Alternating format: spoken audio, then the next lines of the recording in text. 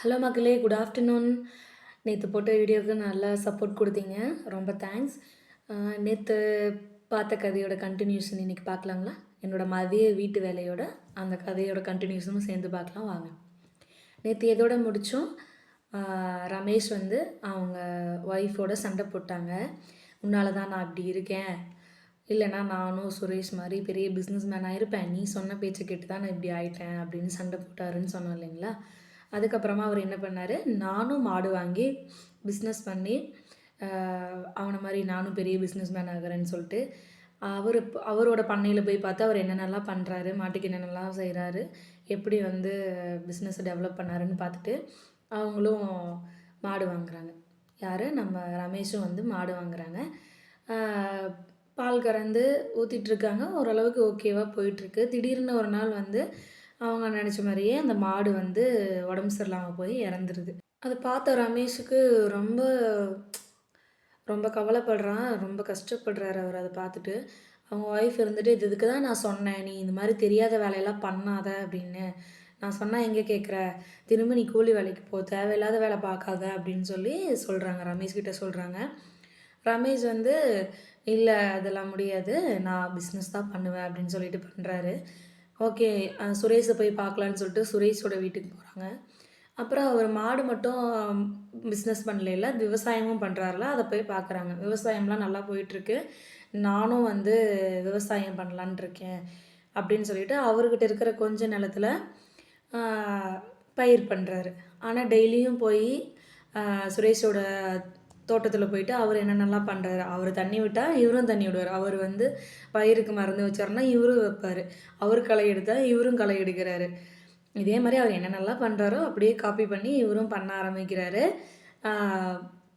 விவசாயமும் நல்லா போயிட்டுருக்கு ஓரளவுக்கு. சுரேஷுக்கு ரொம்ப நல்லாவே போயிட்டுருக்கு, இவங்களும் பண்ணிகிட்ருக்காங்க, அவங்கள பார்த்து காப்பி பண்ணிகிட்ருக்காங்க.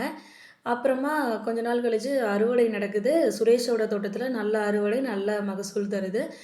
ரமேஷோட தோட்டத்தில் வச்ச பயிர் எல்லாமே அழுகிருது. அதுக்கு ஏன்னடா நான் செய்கிற பிஸ்னஸ் மட்டும் இப்படி ஆகுதுன்னு ரொம்ப கவலைப்படுறாரு. ரமேஷ் வந்து ரொம்ப கவலைப்பட்டு அவங்க ஒய்ஃப்கிட்ட பேசிகிட்டு இருக்காரு. அதுக்கப்புறமா தனியாக உட்காந்து கொஞ்ச நாள் கழித்து யோசித்து பார்க்கும்போது சுரேஷோட தோட்டத்தில் விளைஞ்சது வந்து நெல்லுக்கு தண்ணி அதிகமாக பாய்ச்சணும். இவர் போட்டது மஞ்சளுக்கு தண்ணி அதிகமாக பாய்ச்சினா என்னாகும், அழுகி போயிடும். அதனால தான் அழுகி போயிருக்கு அப்படின்னு சொல்லிட்டு அவர் யோசிச்சு, நம்ம மேலே தான் தப்பு இருக்குது போல் அப்படின்னு யோசிச்சுட்ருக்கார். இப்படியே யோசிச்சுட்டு இருந்து ரொம்ப கவலைப்பட்டு அவர் வந்து இந்த விவசாயத்தை அவங்களோட ஒய்ஃபோட நகையெல்லாம் வச்சு தான் இதெல்லாம் பண்ணியிருப்பார்.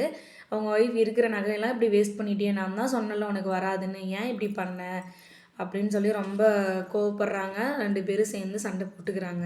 அப்புறம் அங்கே இருக்கிற ஒரு குருக்களை போய் பார்க்க போகிறாங்க. அதாவது ஒரு சுவாமிகள் அந்த மாதிரி அவங்கள போய் பார்க்க போகிறாங்க.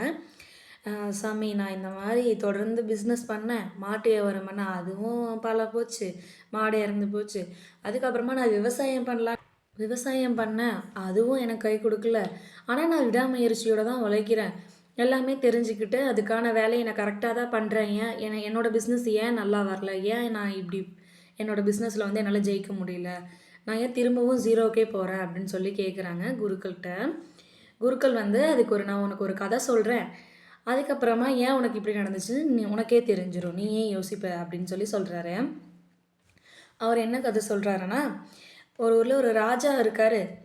அந்த ராஜா வந்துட்டு வேட்டையாடுறதுக்காக காட்டுக்குள்ளே போகிறாரு. காட்டுக்குள்ளே போய் ரொம்ப நேரம் வேட்டையாடினதில் இருட்டானதே தெரியாமல் வேட்டையாடிட்டு இருந்தனால, சரி ஓகே, இனிமேல் திரும்ப நம்ம ஊருக்குள்ளே போக முடியாது, அதனால் நம்ம இங்கேயே வந்து ஒரு டென்ட் அமைஞ்சு இங்கேயே இருந்துக்கலாம், காலையில் போய்க்கலாம் அப்படின்னு சொல்லிட்டு அந்த டென்ட்டில் வந்து தங்கியிருக்காரு. அந்த நேரத்தில் ஒரு வேடன் வந்து ஒரு மானை துரத்திட்டு வேட்டையாடிட்டு அங்கேருந்து வந்துட்டுருக்கான். அந்த ராஜாவுக்கு வந்து சிவன்னா ரொம்ப பிடிக்கும், அதனால் அவர் மண்ணிலேயே சிவன் செஞ்சு வச்சு சாமி கும்பிட்டுருக்காரு, அதாவது தியானம் பண்ணிகிட்ருக்காரு. அந்த நேரத்தில் அந்த வேடன் வந்து பக்கத்தில் வர ஆரம்பிச்சிட்டான் மன்னன் இருக்கிற இடத்துக்கு. மானை துரத்திட்டு போனவன் அவன் அதில் மட்டும்தான் கான்சன்ட்ரேட் பண்ணுறான். மன்னர் உட்காந்துருக்கிறதையோ அவர் தியானம் பண்ணிகிட்ருக்கிறதையோ அவன் கவனிக்கல. அவனோட குறிக்கோள் மொத்தமும் அந்த மானை நோக்கி தான் இருக்குது, மானை வந்து எப்படியாவது பிடிக்கணும் அப்படிங்கிறக்கு அதில் தான் இருக்குது. அதில் கவனிக்காமல் அவன் அந்த மண்ணால் செஞ்சு சிலை செஞ்சு வச்சுருப்பாங்கள்ல, அதை வந்து உடச்சிட்டு அவன் போயிட்டான். அதுக்கப்புறமா மன்னர் ரொம்ப கோவப்படுறாரு. நான் ஒரு நாட்டோட மன்னன் என்ன பார்க்காம, நான் இப்படி தியானத்திலயும் இருக்கேன். அதையும் கவனிக்காம இவனுக்கு மான் தான் முக்கியம்னு ஓடுறானா அப்படின்னு ரொம்ப கோவப்படுறாரு. மிச்ச கதைய நாளைக்கு பார்க்கலாம். இந்த கதை பிடிச்சிருக்கான்னு கமெண்ட்ல சொல்லுங்க. கண்டிப்பா இந்த கதையோட முடிவு நாளைக்கு தெரிஞ்சிரும். இன்னைக்கு நம்ம விஜயமங்கலத்துக்கு நம்ம தளபதி வந்திருக்காரு. அவரோட மாநாடுக்கு முடியல. ரொம்ப கூட்டமா இருக்கிறனால நாங்க வீட்ல அலோவ் பண்ணல. அதனால நான் போல. அதனால இங்கிருந்தே நம்ம தளபதிக்கு நம்ம வாழ்த்துக்கள சொல்லிர்லாம். சார் நீங்க தான் கண்டிப்பா இந்த எலக்ஷன்ல ஜெயிப்பீங்க. நான் கடவுள்கிட்ட வேண்டிக்கிறேன். நீங்க தான் கண்டிப்பா வரணும். நீங்களாவது தமிழ்நாட்டு மக்களுக்கு ஏதாவது நல்லது பண்ணுங்க. படிச்சவங்களுக்கு அதுக்கு உண்டான வேலை, அதுக்கு உண்டான சம்பளம் எல்லாமே கிடைக்கிற மாரி நீங்க தான் பண்ணணும். இன்னும் அது கண்டிப்பா நீங்க பண்ணுவீங்கன்னு நான் நம்புறேன் சார். அண்ட் வீடியோ பார்த்துட்டு இருக்கவங்க உங்களுக்கு தளபதி தான் சேம் ஆகணும்னு நினச்சிங்கன்னா, ரெட் ஹார்ட் கமெண்ட் பண்ணுங்க. வீடியோ பிடிச்சிருந்தா லைக் பண்ணுங்க. நாளைக்கு நம்ம கதையோட பார்க்கலாம். பாய்.